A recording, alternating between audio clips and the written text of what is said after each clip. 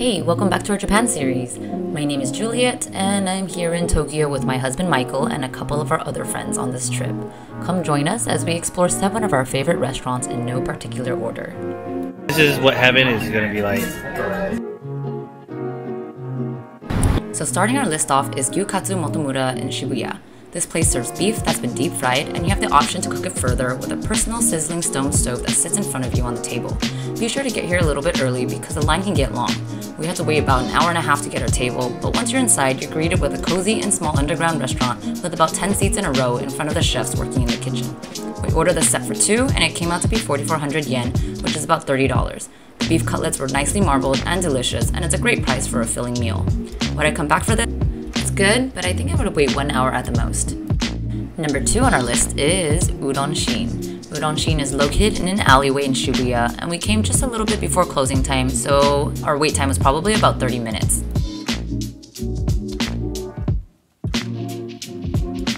Here we had the amazing carbonara-inspired bowl that comes topped with butter, egg, black pepper, parmesan, and a big slice of bacon tempura.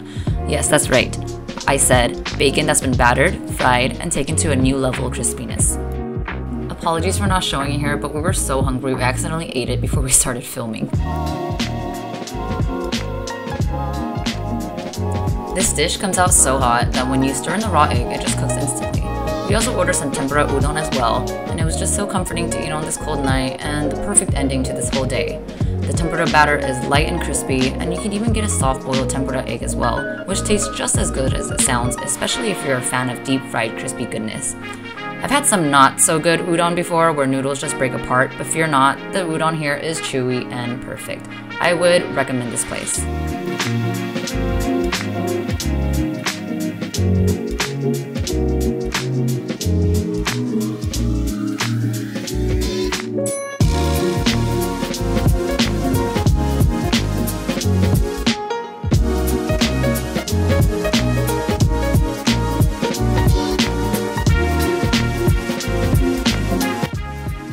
Shibuya Nonbei Yokocho, or otherwise known as Drunkards Alley, is conveniently located right next to Shibuya Station and dates back to the early 1950s. It's a cute alley that's decorated with flowers and lanterns, and the ambiance they set is really neat because it transports you to that era. It makes you feel like you're taking a stroll through this bubble that stopped in time. One of the things this alley is known for is its yakitori restaurants. Yakitori refers to grilled chicken, but it's also home to a large variety of izakaya and bars, which some are so tiny you can only fit 4. Even if you're not here to eat, it's worth checking out because it doesn't take too much of your time at all. And not only do they have food, they also have places with a ton of claw machines and cute prizes that you can win, ranging from Star Wars products to Pokemon and even some electronics.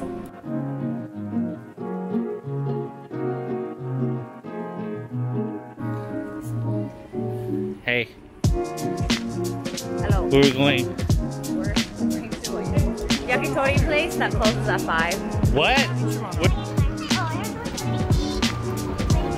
Oh, they sell alcohol here? They do, maybe. Oh. Hi, Tip.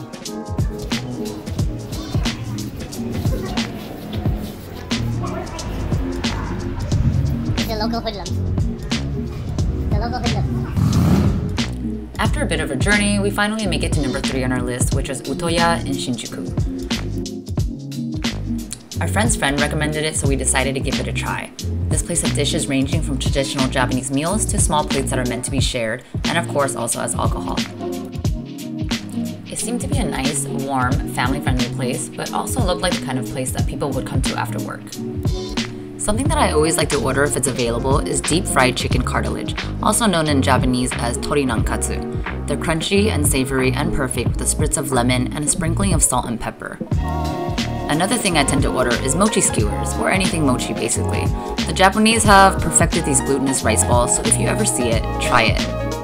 Here at Ootoya, we didn't order complete meals, but mostly shared yakitori and other small plates, and those were delicious, so I'm recommending it based on that and the chill atmosphere, plus the fact that it doesn't break the bank. And pull on it, yeah. Oh! That's good. Hey, I want to order another one just so I can do that too. I want to do slow motion, right? I don't know if it's going to work anymore. It's not holding on to it. Bite it.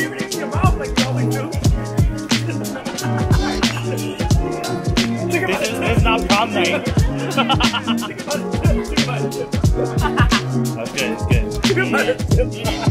I don't want to eat after you ate it. That's it. No, it's good. I like. You don't need to record that. Shut up, Teddy Ruxpin. You know who Teddy Ruxpin is?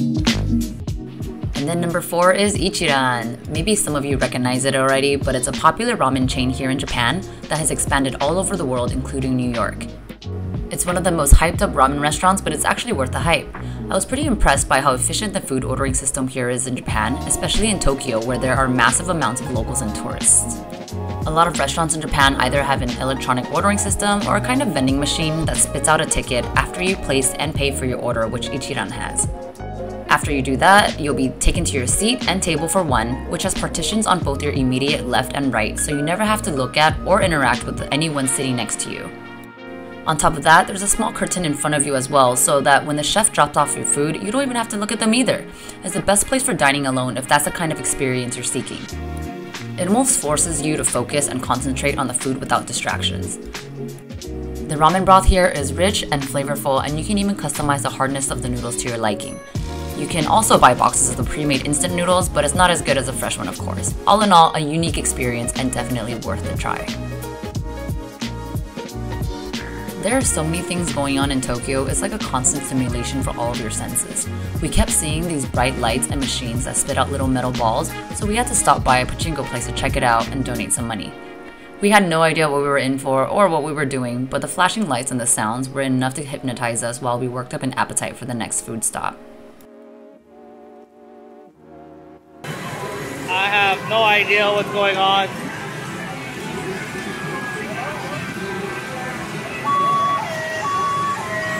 You know what's going on?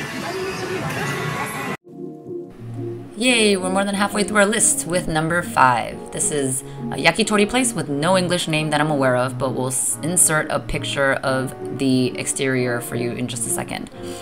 So we came here because it was open late, we were hungry, and the place looked poppin', so naturally we went to check it out. They have a pretty extensive menu that lets you browse the options really easily because it's all on an electronic tablet. You also place your order on these, so it was really convenient not having to flag down a server every time we wanted something. Oh my gosh, okay, so if you're a fan of crab head guts, you must try this crab paste in Japan if you see it on a menu. It's typically called kani miso, and we ordered it simply out of curiosity at the first restaurant we ate at, and this resulted in our ongoing quest to order it at any place that offered it.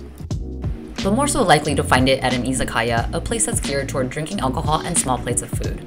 But oh my goodness, it's creamy and savory and full of umami. Have it with some white rice and I can just die happy.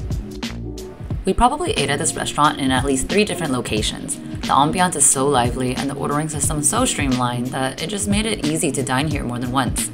I think we were required to remove our shoes at this establishment, so I'd probably be mindful and keep those holy socks at home. Go ahead.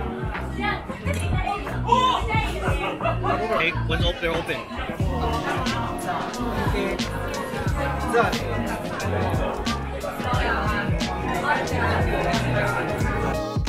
Ooh, next up is number 6, which you might see already. It's the tamago sando, which is an egg salad sandwich.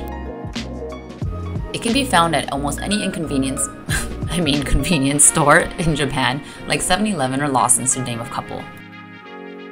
Even the late Anthony Bourdain gave a shout out to this perfect snack and so accurately describes it as, quote, the unnatural, inexplicable deliciousness of the Lawson's egg salad sandwich, unquote.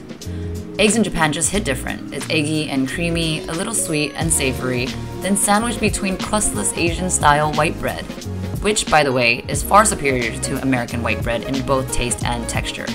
Comment egg sandwich if you agree. Anyway, it's the perfect snack, and I'll find any reason to grab one whenever I see it because all the stores make them a little bit different.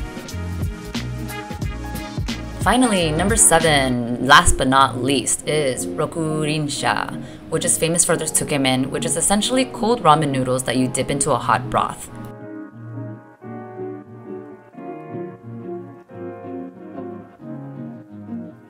This is such a refreshing dish regardless of the weather or time of day. The noodles are thicker so that they can really grab and hold on to all of that delicious soup and toppings while on its way to your mouth. The noodles here are perfectly chewy and al dente. It's probably one of the first times I actually finished all of my noodles on my own. Add some of the yuzu powder or lime juice for a little freshness and acidity and just slurp away. Once you finish your noodles, you can then conclude your meal by adding the katsuo broth, which is like a fish stock, and drink the remaining soup. Delicious!